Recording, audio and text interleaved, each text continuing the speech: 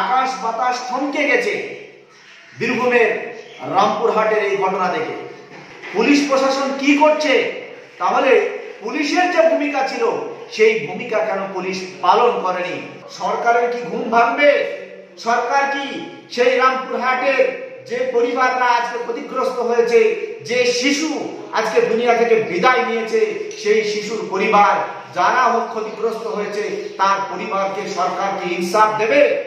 প্রিয় পশ্চিমবঙ্গবাসী, আপনারা সকলেই শুনেছেন যে বীরভূমে রামপুরহাটে কত বড় নির্মম ঘটনা ঘটে গেছে। সেখানে একজন উপপ্রধানকে খুন করার প্রতিবাদে গ্রামকে গ্রাম জ্বালিয়ে দেওয়ার পরিস্থিতি তৈরি হয়েছে।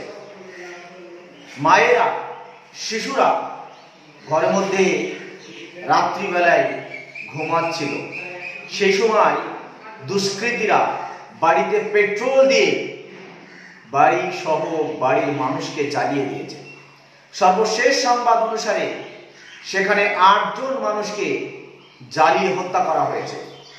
যখন এই ডেড বডিগুলোকে উদ্ধার করা হচ্ছিল, আমি সেই ভিডিও দেখছিলাম, আমার শরীরের লোম খাড়া হয়ে গেছিল এই ভিডিও দেখে। সত্যি কোনো সুস্থ স্বাভাবিক মানুষ এই ভিডিও দেখলে সে বুঝতে পারবে যে কত নির্মম হত্যাযজ্ঞ সেখানে চলেছে। আকাশ বাতাস থমকে গেছে বীরভূমের রামপুরহাটের এই ঘটনা দেখে, যেখানে ছোট শিশুরা পর্যন্ত তাদের আক্রমণের শিকার হয়েছে এবং শিশুরা পর্যন্ত পুড়ে যেন পাকোড়া তৈরি হয়ে গেছে। আমরা কোথায় বসবাস করছি?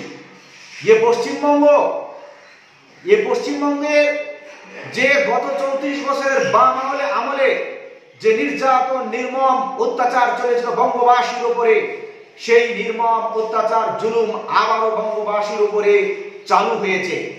গত 1-1.5 মাসে পশ্চিমবঙ্গে কয়েকটা ঘটনা ঘটেছে। আনিস খানকে হত্যা করা হয়েছে, তারপরে আরো 2 জনকে হত্যা করা হয়েছে, এবার বীরভূমের রামপুরহাটে 9 জনকে হত্যা করা হয়েছে। পুলিশ প্রশাসন কি করছে? তাহলে পুলিশের যে ভূমিকা ছিল সেই ভূমিকা কেন পুলিশ পালন করেনি?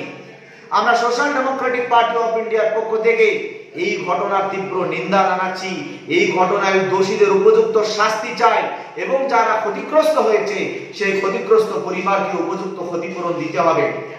সত্যি কথা বলতে, আমরা যে দাবিগুলো করছি, আমরা যে মুভমেন্ট করছি, বিভিন্ন জায়গায় বিভিন্ন আন্দোলন করছি, তাতে সরকার বেখেয়াল হয়েছে। সরকার কিছু মনেই করে না এই সমস্ত আন্দোলনকে। আনিস খানকে নিয়ে গোটা রাজ্য যখন উত্তাল হয়েছে, তারপরেও আনিস খানের পরিবার এখনো পর্যন্ত তার সিটের যে তদন্ত, সেই তদন্তে সন্তুষ্ট নয়, এখনো সে বিচার পায়নি। আমাদের এই ভিডিও বা আমাদের প্রতিবাদ, আমাদের আন্দোলন, সরকারের কি ঘুম ভাঙবে?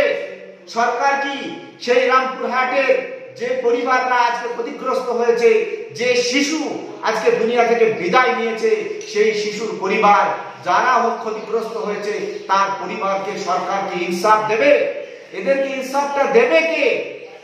প্রিয় বঙ্গবাসী, যদি আমরা এখনো চুপ থাকি আর এইভাবে যদি চুপ থাকতে থাকি, তাহলে আজকে ওকে মারছে, কালকে আপনাকে মারবে, তখন আপনার কিছু বলার থাকবে না। বঙ্গের যে রাজনীতি, বঙ্গ শান্তি সম্প্রীতির রাজনীতি, বঙ্গে শান্তি সম্প্রীতি সবসময় বিদ্যমান থেকেছে, কিন্তু বর্তমানে সরকার এই শান্তি সম্প্রীতিকে নষ্ট করার জন্য একটার পর একটা ঘটনা ঘটিয়ে চলেছে।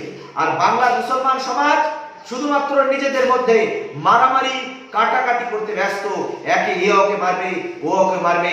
এর অবসান কবে ঘটবে? হে বঙ্গবাসী, আপনারা জেগে উঠুন, এই অত্যাচার, এই জুলুমের বিরুদ্ধে আওয়াজ তুলুন, নচেত আপনার উপরে এই জুলুম নেমে আসতে খুব দেরি নয়। সচেতন হন, সচেতন হন।